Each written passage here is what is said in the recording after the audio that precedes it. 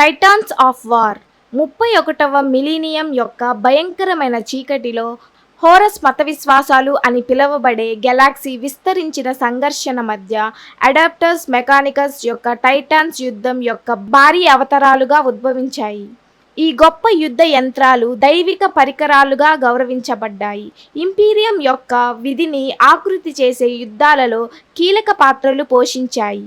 ఈ అధ్యాయం ఈ గందరగోళ యుగంలో ఈ యాంత్రిక బెహమోత్ల యొక్క మూలాలు, వర్గీకరణలు మరియు గణనీయమైన వడంబడికలను పరిశీలిస్తుంది. టైటాన్స్ ఇంపీరియం యొక్క యుద్ధ సాంకేతిక పరిజ్ఞానం యొక్క పరాకాష్ఠ. ఇది మానవత్వం యొక్క సాంకేతిక పరిజ్ఞానం యొక్క సంరక్షకులు అడాప్టర్స్ మెకానికస్ చేత రూపొందించబడింది మరియు నిర్మించబడింది. అపారమైన ఎత్తులలో నిలబడి వినాశకరమైన ఆయుధాలు కలిగి ఉన్న ఈ గాడ్ ఇంజన్లు కేవలం యంత్రాలు కాదు, కానీ పవిత్రమైన స్థలాలుగా గౌరవించబడతాయి. ప్రతి ఒక్కటి దాని సిబ్బందితో బంధం కలిగించే యంత్ర స్ఫూర్తిని కలిగి ఉంటుంది. టైటాన్స్ చక్రవర్తి యొక్క శక్తి మరియు దైవిక కోపాన్ని సూచిస్తుంది, రెండింటినీ యుద్ధ సాధనంగా మరియు ఓమ్నిషియా కీర్తి యొక్క వాకింగ్ కేథెడ్రల్స్గా పనిచేస్తుంది.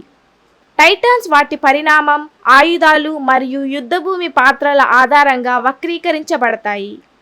స్కౌట్ టైటాన్స్ వార్హౌండ్ టైటాన్స్తో సహా అతి చిన్న తరగతి, నిఘా మరియు వేగవంతమైన దాడి కోసం రూపొందించబడింది. వారి వేగం మరియు చురుకుదనం పెద్ద శత్రువులను అధిగమించడానికి మరియు శత్రు మార్గాల్లో బలహీనతలను దోపిడీ చేయడానికి వీలు కల్పిస్తాయి. బ్యాటిల్ టైటాన్స్ రివర్ మరియు వార్లాడ్ క్లాసులు వంటి మిడ్ సైజ్ టైటాన్స్ టైటాన్ లెజియన్స్కు ప్రధానమైనవిగా పనిచేస్తున్నాయి. వారు ఫైర్ పవర్ ఏఆర్ని సమతుల్యం చేస్తారు. ఎంపరర్ క్లాస్ టైటాన్స్ ఇంపరేటర్ మరియు వార్మోంగర్ టైటాన్స్ వంటి అతిపెద్ద మరియు అత్యంత బలీయమైనవి.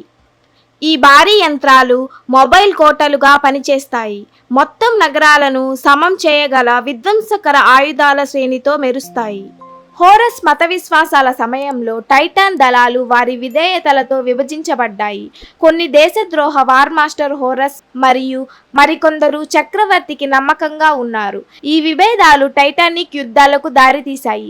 ఇక్కడ ఈ గాడ్ ఇంజన్లు ఘర్షణ పడ్డాయి, ఇది అపూర్వమైన స్థాయిలో విధ్వంసం కలిగించింది. The battle of Beta Garmon titan death అని పిలుస్తారు. ఈ వడంబడికల శ్రేణి రెండు వైపుల నుండి భారీ టైటాన్ దళాలు కలుస్తాయి. లాయలిస్ట్ లెజియో సొలారియో దేశద్రోహి లెజియో మార్టిస్కు వ్యతిరేకంగా ఒక విపత్తు యుద్ధంలో ఎదుర్కొంది. దీని ఫలితంగా నష్టాలు ఏర్పడ్డాయి మరియు ఈ రంగాన్ని శిథిలావస్థలో వదిలివేశాడు. The siege of Terra Horus మత విశ్వాసాల యొక్క చివరి ఘర్షణ టైటాన్స్ ఇంపీరియల్ ప్యాలెస్ యొక్క రక్షణ మరియు దాడిలో కీలక పాత్ర పోషిస్తుంది. చక్రవర్తి తరగతి టైటాన్స్ కనికరం లేని దేశద్రోహి దాడికి వ్యతిరేకంగా గొప్ప బురుజులుగా నిలబడ్డారు. సుదీర్ఘమైన ముట్టడిలో వారి ఉనికి కీలకమైనది. సాంస్కృతిక మరియు మత ప్రాముఖ్యత మెకానికస్ లోపల టైటాన్స్ కేవలం యుద్ధ యంత్రాల కంటే ఎక్కువ. అవి పవిత్రమైన అవశేషాలు. ప్రిన్సెప్స్ మరియు వారి టైటాన్స్ మధ్యన బంధన ఆచారాలు లోతుగా ఆధ్యాత్మికం. ఇది మాంసం మరియు యంత్రం యొక్క యూనియన్కు ప్రతీక. ఈ పవిత్రత ప్రతి టైటాన్ను అలంకరించబడిన నమూనాలు మరియు ఐకానోగ్రఫీలో ప్రతిబింబిస్తుంది. ఇది యుద్ధ పరాక్రమం మరియు మతభక్తి యొక్క కలయికను సూచిస్తుంది. టైటాన్స్ ఆఫ్ వార్ ఇంపీరియం యొక్క సాంకేతిక అత్యున్నత స్థాయికి మరియు అడాప్టర్స్ మెకానికస్ యొక్క తీవ్రమైన భక్తికి స్మారక చిహ్నాలుగా నిలుస్తుంది. వారి ఉరుములతో కూడిన అడుగుజాడలు మరియు అపారమైన మందుగుండు సామాగ్రి హోరస్ హెరసీ యొక్క యుద్ధ భూములను ఆకృతి చేశాయి, చరిత్రలో చెరగని ముద్ర వేశాయి.